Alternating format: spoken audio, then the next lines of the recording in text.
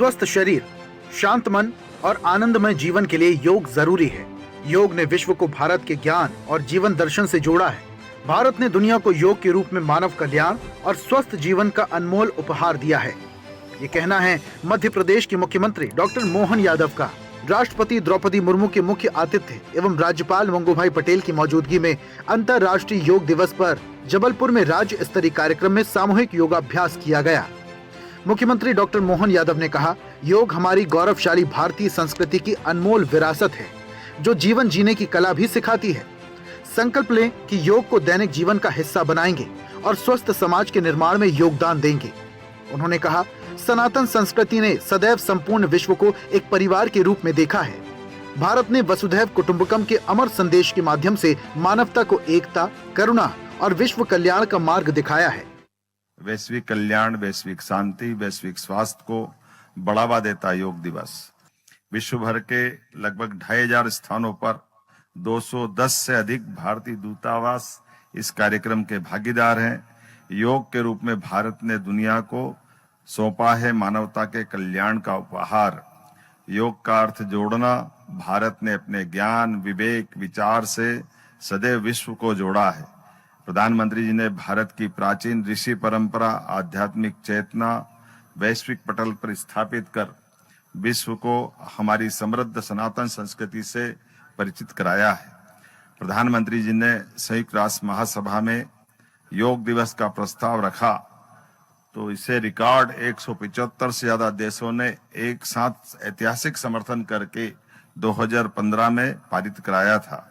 इस वर्ष दुनिया भर में 30 से 35 करोड़ लोगों ने एक साथ सामूहिक योग सत्रों में भाग लेने का हम सबको इसका एहसास है।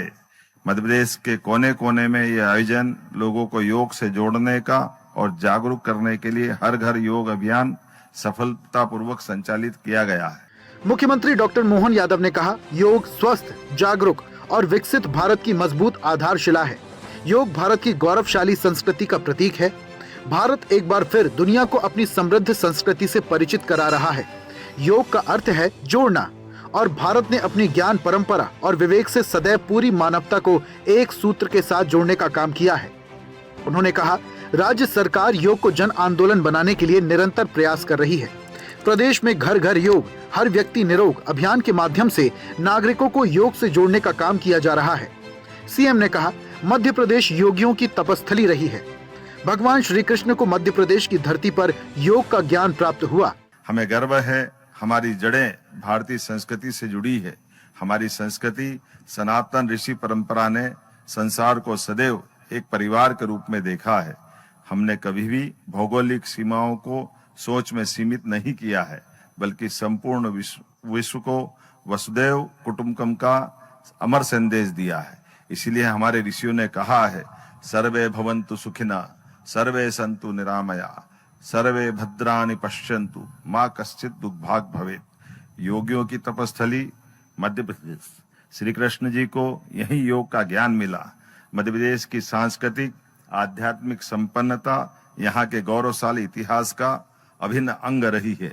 यह भूमि अनादिकाल से योगियों की तपोभूमि रही है। आज दुनिया के 200 से ज्यादा देशों ने सहभागिता करते हुए 2500 से ज्यादा विशाल आयोजन, लगभग 35 करोड़ लोगों ने सामूहिक योग अभ्यास से हमें इस बात के लिए पुनः उस भाव को परिलक्षित करने के लिए प्रेरित किया है। इस वर्ष योग दिवस की थीम स्वस्थ आयु के लिए योग रखी गई है, जो लोगों को निरोग और सक्रिय जीवन अपनाने की प्रेरणा देती है। आपको बता दें, जनवरी 2027 में मध्य प्रदेश में एक पृथ्वी, एक स्वास्थ्य और एक चेतना, समग्र कल्याण के लिए योग विषय पर अंतर्राष्ट्रीय सम्मेलन आयोजित किया जाएगा। इस आयोजन के माध्यम से प्रदेश भारतीय सभ्यता और योग दर्शन के वैश्विक संदेश को दुनिया तक पहुंचाने का कार्य करेगा। अभ्युदय मध्य प्रदेश।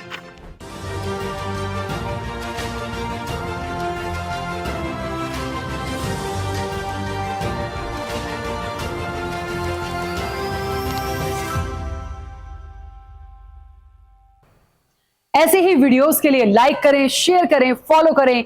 YouTube पर जाकर सब्सक्राइब कर बेल आइकन दबाना ना भूलें और ताजा अपडेट्स के लिए swedeshlive.com पर जरूर जाएं।